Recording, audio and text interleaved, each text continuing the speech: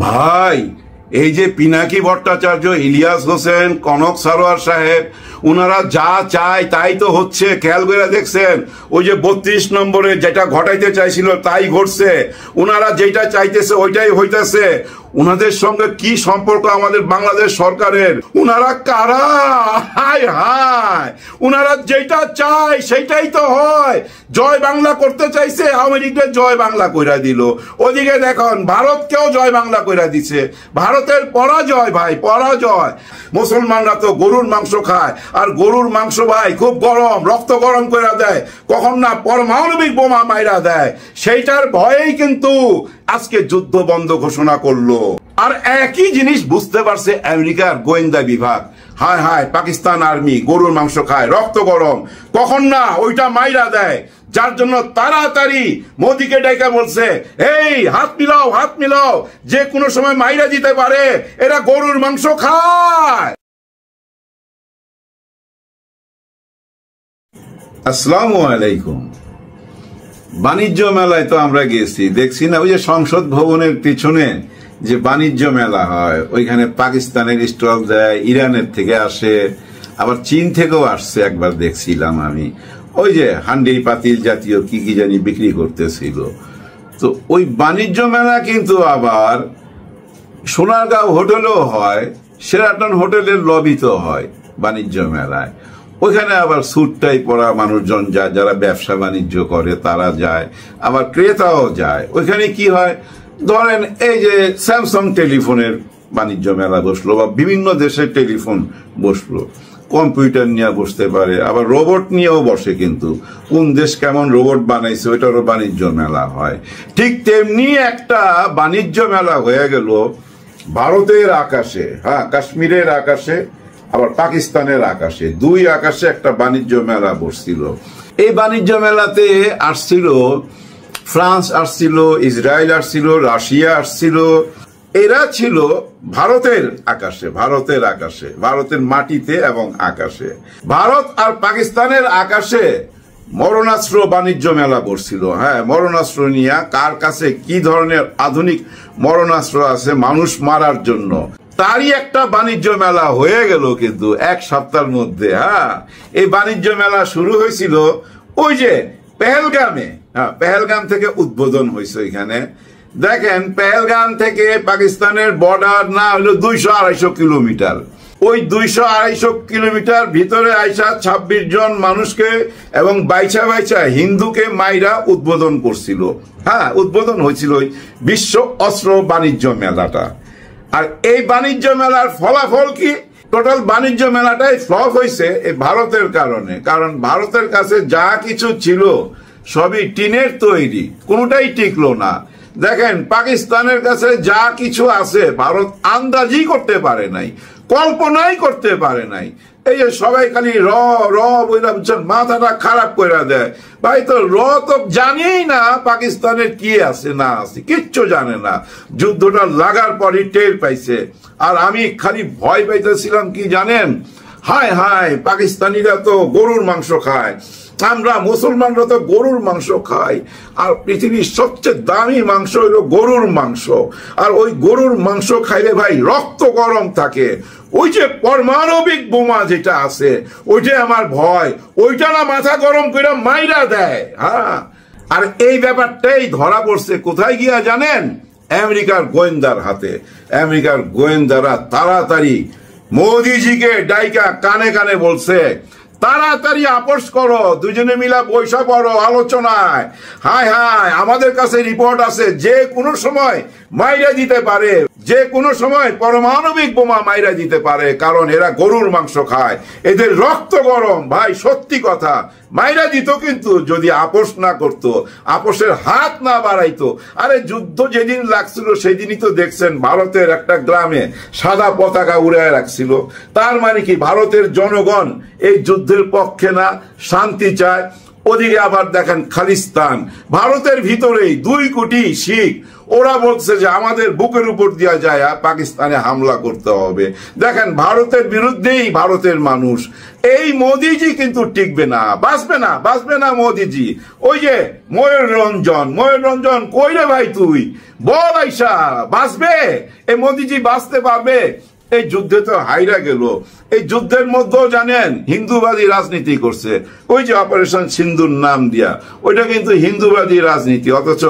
অথচ দেখেন ইন্ডিয়ান আর্মির সমস্ত কথাবার্তা বলে একজন মুসলিম নারী, ওই সুফিয়া সামনে আইসা। এবং ইন্ডিয়ান আর্মিতে প্রচুর মুসলমান আছে। ইন্ডিয়ার ইতিহাস ঘাইটা দেখেন, মুসলমানদেরই অবদান, মুসলমানদের কারণে ওই দেশটা গড়ছে। মোগল আমল থেকে এই পর্যন্ত মুসলমানরাই কিন্তু ভারতকে আজকে এই পর্যায়ে আনছে। অথচ এই মোদিজি আইসা হিন্দু মুসলমান বিবাদ লাগায়া আজকে পেহেলগামে একটা নাটক সাজায়া যে যুদ্ধটা আরম্ভ করছিল, ওই যুদ্ধটা বিদেশিরা যারা আছে ওরা এটাকে বাণিজ্য মেলা হিসাবে দেখছে। তাদের বাণিজ্য কিন্তু হয়ে গেছে। চীনের জেট বিমানের দাম রাতারাতি বাইরে গেছে সারা বিশ্বে। আর ওদিকে ফ্রান্স রাফেল যে জেট বিমান, ওইটার মার্কেট পড়ে গেছে। একটার দাম 3000 কোটি টাকা। উনার তো গেছে 3 থেকে 4টা, আয় হায় 10-12 হাজার রুপি, 10-12 হাজার কোটি রুপি চলে গেছে। এগুলা দিয়ে কতগুলা বাথরুম বানাইতে পারতেন, টয়লেট বানাইতে পারতেন আপনার নিজের দেশে। এটা তো আপনার দেশের দরকার, তাই না?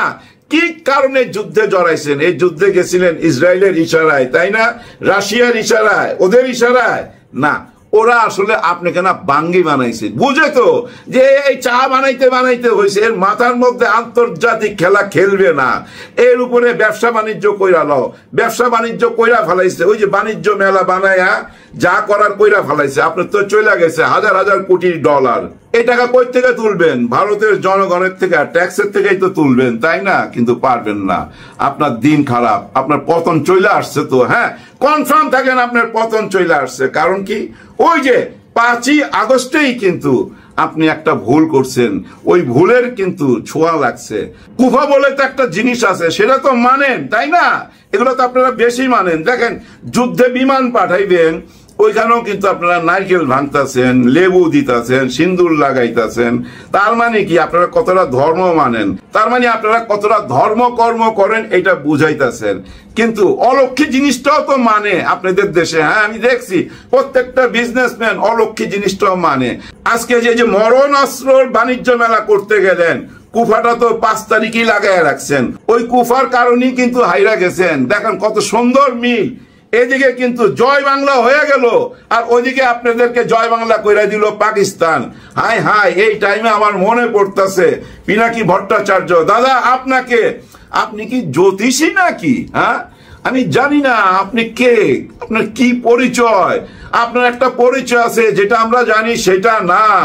আপনি যা চান সেটা ফ্রান্স থেকে চাইলো, ওইটা কিন্তু বাস্তবায়ন হয় ঢাকাতে। কারণ কি? 32 নম্বরে ওইটাও দেখলাম, এবারও দেখলাম, সবই আপনার ইশারায় হইতেছে। আপনি আবার যেভাবে পরিচালনা করতে চান, এখানে অনেকেই কিন্তু ওইভাবে পরিচালিত হয়। সকালবেলা ভোর রাত্রেবেলা চলে যায় থানার মধ্যে। আপনি বলছিলেন জনগণের সাথে মিলতে, দেখেন স্বরাষ্ট্রমন্ত্রী কিন্তু জনগণের সাথে মিশা গেছে। আপনি যা চাইতেছেন তাই হইতেছে। ইলিয়াস হোসেন সাহেব যা চাইতেছেন তাই হইতেছে। ঘটনা কি? আপনারা কারা? আপনারা কি এই ডিপি স্টেটের সাথে জড়িত? আমার তো মনে হয় জড়িত। এটা আমরা আগেই বুঝতে পারছিলাম আপনাদের কথায় বার্তায়। যাই হোক, জয় হইল কার? জয় হইল কিন্তু জনগণের। সত্যি জনগণের জয় হয়েছে। দেখেন বিএনপি থেকে বলছিল না জনগণ চাইলে নিষিদ্ধ হবে, জনগণ না চাইলে হবে না। ওনারা জনগণের উপরে ছাইরা দিছে, জনগণের উপরে আস্থা রাখে, জনগণ যেটা চাইছে সেটাই হয়েছে। আজকেও কিন্তু আইসা এই যে আপনার সালাউদ্দিন সাহেব বলছে যে এইটা তো আমরা আগেই চাইছিলাম, আমরা তো লিখিত দিয়ে রাখছি, আমাদেরকে ওই শাহবাগে যাইতে হবে কেন? আমরা তো বলছি যারা অন্যায় করছে, অবিচার করছে, জুলুম করছে, মানে আওয়ামী লীগ, তাদের বিচার হইতে হবে। ওনারা ওই যে যখন সিটিং হয়েছে তখনই বইলা ফেলছে। তো এই কথাটাই বারবার সবাই কাছে বলতেন, মিডিয়ার কাছে বলতেন, এতে তো আপনাদের সম্মান বাড়তো, পপুলারিটি বাড়তো। বুঝেন না কেন? জনগণ তো এইটাই চাইতেছে এই মুহূর্তে, তাই না? দেখেন এর মধ্যে যে রবীন্দ্রনাথের জন্মদিন বা কিছু একটা হয়ে গেছে, এর মধ্যে দেখলাম অনেকেই আইসা অনেক প্রশংসা করতেছে, কিন্তু কমেন্ট বক্সে যায় দেখবেন ধোলাই করতেছে। রবি ঠাকুরকে নিয়ে আমি বলার ক্ষমতা রাখি না, আমি ভাই ছোট মানুষ, কিন্তু কথা হচ্ছে যারা রবীন্দ্রনাথের পক্ষে কথা বলতেছে তাদেরকে না ওই ভারতের দালাল মনে করতেছে। এই মুহূর্তে জিনিসটা কোন পর্যন্ত চলে গেছে। রবি ঠাকুরকে নিয়েও প্রশংসা করলে এই মুহূর্তে এটা হবে, এটাই তো স্বাভাবিক, তাই না?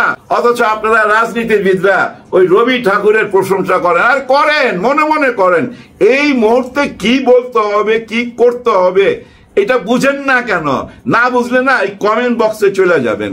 কমেন্ট বক্সের ভিতরেই থাকে সাধারণ জনগণ, যাদের কোনো ইউটিউব চ্যানেল নাই, যাদেরকে কেউ ওই যে টক শোতে ডাকে না, যাদের ইন্টারভিউ নেয় না, তারাই তো মন খুইলা ওইখানে লেখে কমেন্ট বক্সে।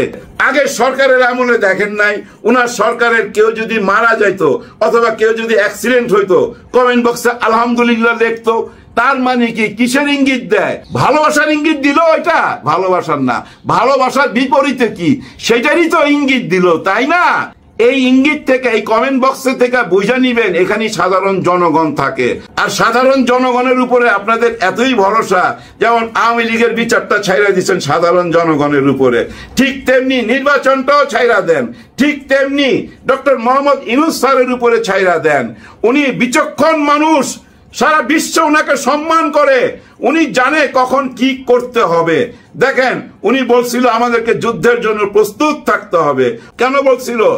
ওটা মনস্তাত্ত্বিক একটা চাপ সৃষ্টি করছিল ভারতে। ভারত যখন দেখছে যে ভাই আমার পক্ষে তো কেউ নাই, আমেরিকা যারা আমি বন্ধু বলতাম, ডোনাল্ড ট্রাম্প যাকে আমি বন্ধু বলতাম, সে তার এমন একজনকে পাঠাইছে যার সাথে মোদিজির খুব ভালো সম্পর্ক এবং তার ছেলে মেয়ে নিয়েও দেখা করে। ডোনাল্ড ট্রাম্প আমেরিকার ওই কর্মকর্তাকে পাঠাইছে মোদিজির কাছে যে যায়া তাড়াতাড়ি বলো যুদ্ধ বন্ধ করতে, এরা গরুর মাংস খায়, যে কোনো সময় ওইটা যদি মাইরা দেয় তাইলে কিন্তু সব শেষ হয়ে যাবে। আর মোদিজিও কিন্তু বুঝা ফালাইছে, ভুল জায়গায় হাত দিয়ে দিছি। আরে বাপ রে বাপ, ভিতরে ভিতরে যে পাকিস্তান এমন প্রস্তুতি নিয়ে রাখছে, আরে ভাই নিয়ে রাখবে না কারো। যারা পাকিস্তানে গেছেন তারা আমার সাথে একমত হবেন, আমি গেছি 2 বার, আমার নিজের চোখে দেখছি ভাই। টুকরি আছে না, টুকরি কইরা সিন্ধের একটা বাজারে দেখছি, টুকরি কইরা পিস্তল বিক্রি করে, আর্মস বানাইতেছে ভাই, ঘরে ঘরে আর্মস বানাইতেছে, কুঠির শিল্প ভাই। 303 রাইফেল, আবার ওই যে লাদেনের কান্দে যেটা থাকতো ওইটার নাম কি জানি, ওই জিনিসগুলা জানেন ঘরে বৈশা বৈশা বানাইতেছে। ওইখানকার বাচ্চা পোলাপানো গুলি চালাইতে জানে, ওরা জানেন যুদ্ধের জন্য প্রস্তুত। দেখেন না কিছু ভিডিও দেখছেন না, গুলি চলতেছে, গুলি চালাইতেছে আর পাকিস্তান সোলজার হাসতেছে, হাসি মুখ দেখছেন না? আবার নাম কি দিছে, অপারেশন সোহাগ রাত। সোহাগ রাতে কি হয় বুঝিনি তো, একেবারে ওইটা কইরা ছাইরা দিছে। আর যুদ্ধ খেলতে যায়েন না পাকিস্তানের সাথে। অন্তত পাকিস্তানের সাথে কারা আছে জানেন না? না জানার কি আছে, আমেরিকায় খবর রাখতে পারে পাকিস্তানের সাথে কারা আছে, ওইটা বুঝাই তো আপনাকে না করছে, ভিতরে ভিতরে খায়া দিত। চীন তো পুরো রেডি হয়ে গেছিল। আর তুর্কি, ওই যে তুর্কি ড্রোন, ওইটাতে কি ভয়াবহ, ওইটার ফলাফল তো পাওয়া গেছেন, তাই না? যাই হোক, ভালো কাজ করছেন, বুদ্ধিমানের কাজ করছেন, তারপরও আমি মনে করি আপনার রেহাই নাই। ভারতবাসী আপনাকে রেহাই দিবে না। ভারতবাসীর যে ক্ষতিটা আপনি কইরা দিলেন, এই পরাজয় ভারতবাসীর মাথা নত হয়ে গেল, এই যে মান থেকে যে সিন্দুর উইড়া গেল, এইটার জন্য কিন্তু আপনাকে ভুগতে হবে। আপনি হিন্দুবাদী রাজনীতি করেন, খালি জঙ্গি খোঁজেন। আর এই জঙ্গি খোঁজা শিখাইছিলেন আমাদের দেশের প্রধানমন্ত্রীকে। উনিও খালি জঙ্গি খুঁজতে খুঁজতে ওনার আচরণ হয়ে গেছিল জঙ্গিদের মতো। উনি যেসব টেলিফোনে হুমকি দিছে এই দেশে, এই হুমকি নিয়ে আপনাকে অনুরোধ করছিল ডক্টর মোহাম্মদ ইউনূস স্যার যে ওনাকে থামতে বলেন। আপনি বলছেন সোশ্যাল মিডিয়ার উপরে আমার কোনো হাত নাই, আমরা বুঝি না, আমরা দুধু খাই। দেখেন আপনার সঙ্গে কোনো আলোচনা এখন আমরা করি, আমাদের সরকার কোনো আলোচনা করে না, সবকিছু আমরা নিজেরাই সিদ্ধান্ত নেই। আর ওই সিদ্ধান্তগুলো আপনাদের ঘাড়ে চাপাই দিতেছি। ওই পেহেলগামের মতো জঙ্গি খোঁজার নাটক আমাদের বাংলাদেশেও কিন্তু আমরা 16 বছর বহুবার দেখছি এই আদর্শ আপনার কাছ থেকে এই আদর্শ হায়ার করছিল আওয়ামী লীগ, যার জন্য আজকে আওয়ামী লীগকে সন্ত্রাসী দল হিসাবে গণ্য করা হইল। একেবারেই যে নিষিদ্ধ করে দিছে আওয়ামী লীগকে তা না, কিন্তু এটা একটা ভুল ব্যাখ্যা আছে। তবে কথা কিন্তু ওইটাই, তরোয়াল যায় তরমুজের উপরে পড়লে তরমুজের কি হবে ওইটা তো বুঝেনি, আর যদি তরোয়াল নিচে রাখা তরমুজকে তলোয়ারের উপরে ফেলেন একই কাজ হবে। তার মানে কি এখন কোনো রাজনীতি করতে পারবে না, তারা নিষিদ্ধ দল। যতক্ষণ পর্যন্ত তাদের বিচার শেষ না হবে ততক্ষণ পর্যন্ত তারা নিষিদ্ধ। বিচারের রায় যেটা আসবে, আইন যেটা বলবে সে পর্যন্ত অপেক্ষা করতে হবে। রায়ের জন্য অপেক্ষা করেন। জুলাই গণ অভ্যুত্থানের বিচার তো হবেই, হ্যাঁ বিচার তো হবে। এই বিচার না কইরা কোনো উপায় নাই। আর শাপলা চত্বরের হেফাজতে ইসলামের সেই গণহত্যার বিচার হবে না। ওনারা তো অরাজনৈতিক দল, কিন্তু অরাজনৈতিক দল হইলে কি হবে? বর্তমানে বাংলাদেশে সবচেয়ে পাওয়ারফুল ইসলামিক দল যদি থাকে সেটা হইল হেফাজতে ইসলাম। কথাটা মিলাই নিয়েন ভাই, কথাটা মিলাই নিয়েন। এই যে হাসনাত আব্দুল্লাহ কার ভালোবাসা বেশি পাইছে দেখেন নাই? ওই যে আসিয়ার জানাজায় গেছিল, কার সঙ্গে গেছিল? হ্যাঁ খেয়াল আছে? ওই যে হেলিকপ্টারে কইরা। সেদিন থেকেই তো হিসাব মিলাই রাখছি যে হাসনাত আব্দুল্লাহর পিছনে কারা কারা আছে। সেদিনই তো বুঝা ফেলাইছি এই দেশে যত দল থাকুক না কেন, নির্বাচন আসতে আসতে দুইটা দলই থাকবে, একটা বিএনপি আর একটা ইসলামিক মাইন্ডের। বাকি সব দলই কিন্তু এই দুই দলে থাকবে, ভাগাভাগি হবে, কিন্তু দুই ভাগ হয়ে যাবে। যার জোর বেশি সেই ভোটে জিতবে। এই দুই দলের এক দলই আগামী ভবিষ্যতে এই দেশ পরিচালনা করবে। ডক্টর মোহাম্মদ ইউনূস স্যার একটা কথা বলছিল, এটা বইলা শেষ করে দেই। উনি বলছিল যে আগামী নির্বাচন হবে ইতিহাস, সত্যি ইতিহাস হবে। আমাদের পুলিশ ভাইরা জেগে উঠছে। পুলিশ ভাইদের কর্মকাণ্ড দেখতে পাবেন আগামী এক সপ্তাহের মধ্যে দেখতে পাবেন। অলরেডি বইলা দিছে কোন নিষিদ্ধ দলের কার্যক্রম আমরা মেনে নিব না। ওনারা টিনের চশমা চোখে দিয়ে দিছে, কে কোন দল করে জানে না। কোন অবৈধ কাজ করবে সঙ্গে সঙ্গে ধরবে। ঘুষ বাণিজ্য ওইখানেও নজর দিছে পুলিশ বলতেছে ঘুষ বাণিজ্য চলবে না। ডিআইজি সাহেব নিজে বলছে, ডিআইজি সাহেবের কথা, ডিআইজি সাহেব স্পষ্ট ভাষায় জানায় দিছে বাংলাদেশে ঘুষ বাণিজ্য, চাঁদাবাজি, লুটতরাজ, অবৈধ দখলদারি কোনো কিছুই চলবে না। পুলিশ কি ভাই বুঝতে পারবেন আগামী এক সপ্তাহের মধ্যে। আর আগামী নির্বাচনটা নির্ভর করে টোটালটাই পুলিশের উপর। পুলিশ ছাড়া একটা দেশ সুন্দর হইতে পারে না, একটা নির্বাচন সুন্দর হইতে পারে না। আর সেই পুলিশই আসতেছে, নতুন পুলিশ আসতেছে, যে পুলিশ আপনাদের কথা শুনবে না। আপনারা যারা রাজনীতিবিদ ওই যে ফোন করে কইবেন নো আপনাদের ফোনই তো ধরবে না পুলিশ। আর এই যে নিউ জেনারেশন বাংলাদেশের, এরাই একটা নতুন দেশ গড়ে দিতে পারবে। আমরা তাদের জন্যই দোয়া করব, হে আল্লাহ আমাদেরকে সঠিক পথ দেখাও, যেটা সঠিক সেই পথেই আমরা থাকব। সবার জন্য সবাই দোয়া করবেন, পুলিশের জন্য বিশেষভাবে দোয়া করবেন। আল্লাহ হাফেজ।